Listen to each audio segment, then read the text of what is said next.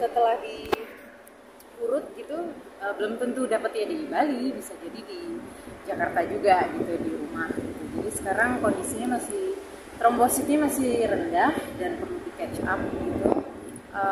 Mungkin akan beberapa hari ke depan akan di rumah sakit dulu sampai kondisi dia membaik. Berarti udah berapa hari semenjak masuk rumah sakit atau gejala gitu? Sebenarnya di rumah sakitnya itu ini udah hari ketiga, baru hari ketiga. Karena sebelum hari ketiga ini 4 hari ke belakang tuh sebenarnya dia udah panas gitu, cuman naik turun aja panasnya. Dan aku pikir kalau anak panas itu kan kita harus coba dulu ya 3 hari pertama.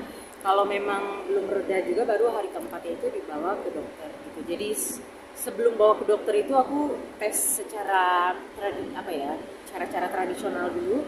Kemudian ternyata ketika cek ke dokter, dokternya bilang kalau dites darah demam berdarah, jadi harus langsung masuk ke rumah sakit dan dirawat. Dan itu belum mandi pagi-pagi, terus udah gitu belum makan, bener-bener yang cuma pakai baju rumah langsung kabur ke rumah sakit untuk ngecek dia karena udah muntah juga kan yang ketiga kali. Jadi untuk kondisi sekarang sendiri gimana untuk makan untuk apa udah? Ya alhamdulillah kalau sekarang dia makan udah ada nafsunya lagi gitu. Tadinya sih nolak, sama sekali nolak cairan, nggak mau minum, nggak mau makan. Tapi kemarin udah mulai oke ya makannya. Dokternya juga bilang apa yang kalau dia request makanan apa silahkan aja asal masih dalam tahap yang wajar gitu makanannya, nggak yang aneh-aneh gitu. So aku sih seneng dia udah kondisinya udah lebih baik daripada sebelumnya. Paling nggak dia sekarang udah mau minum, udah mau makan, itu udah aku bersyukur banget lah daripada yang sebelumnya benar-benar lemes banget. Lagi sibuk ini tetap nemenin Kak? Ya harus, karena mau nggak mau kan kalau dirawat di rumah sakit kan harus bawa semua kebutuhan kayak laptop harus pindah ke rumah sakit, bawa selimut segala macam itu untuk tambahan ya mau nggak mau di rumah sakit juga gitu. Untuk saat ini semuanya beroperasi dari rumah sakit gitu jadinya. Jadi akan lebih mengawasi. Ya pasti dan jadinya lebih ekstra lagi gitu yang harus perlu diawasi karena kan kondisi anak itu kan masih lemas dan setiap 12 jam itu diambil darah. Nah begitu kita harus tunggu hasilnya, kemudian lihat kondisinya apakah panasnya masih tinggi atau sudah normal, kemudian saturasinya dicek. Jadi cukup konsisten ngecek dengan pihak rumah sakit. Kalau kata dokter apa yang harus diwaspadai sih Kak? Sebenarnya itu cairan. Karena cairan dia sempat nggak mau makan, nggak mau minum itu kan bikin tubuh dia tuh lemas sekali gitu ya, kekurangan cairan di tubuhnya. Jadi dokter itu membantu dengan memasukkan obat-obatan melalui cairan infus yang harus aku imbangi dengan cairan minuman. Tapi cairan keduanya itu nggak boleh berlebihan atau nggak boleh tabrakan atau nggak boleh kejer-kejeran. Makanya itu harus bagaimana caranya memaintain cairan lewat mulut sama cairan infus itu stabil dan juga balance. Itu yang sulit sih buat aku gitu. Apalagi sekarang semalam dia udah mulai ngeluh di bagian dada kayak ada susah bernafas sedikit, terus jadi merembet kemana-mana gitu ininya. Tapi alhamdulillah ketika ngomong ke dokternya langsung ambil tindakan dengan memberikan obat gitu.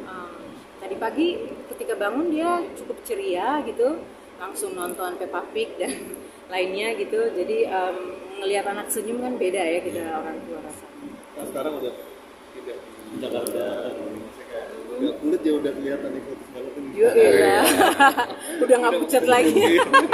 Ya karena memang orang Asia harus stay di Asia kayaknya, karena kalau di Eropa gitu kan 4 season ya. Jadi kadang-kadang dalam satu hari, apalagi di Belanda itu dalam satu hari itu bisa 4 season. Kadang-kadang bisa turun salju, bisa keluar rumah kita udah pakai baju winter nggak taunya panas misalnya gitu, atau sebaliknya juga begitu. Jadi nggak bisa diprediksi. Cuman ya karena anakku udah minta balik ke sini gitu, jadi buat aku nggak ada beban lagi juga gitu.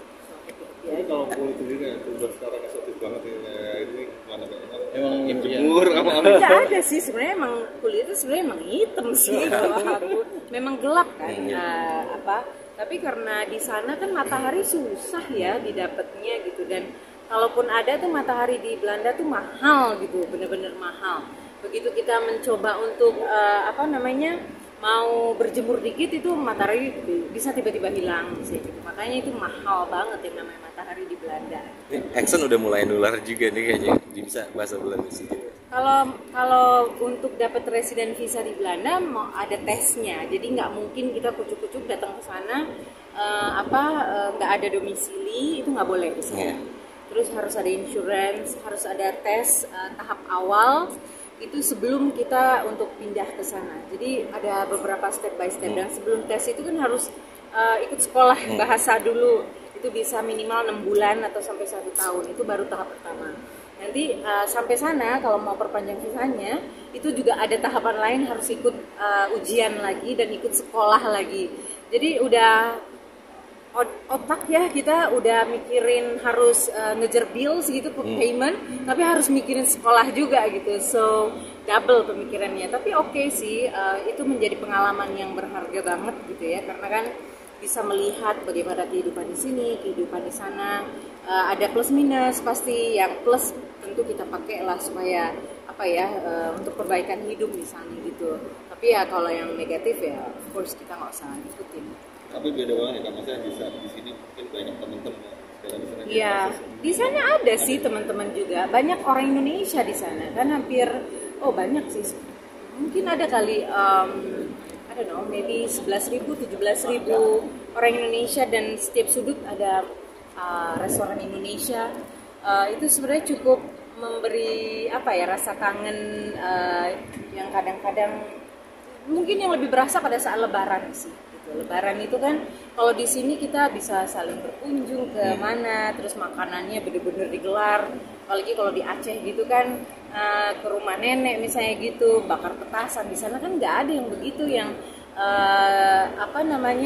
takbiran gitu kan nggak kedengeran.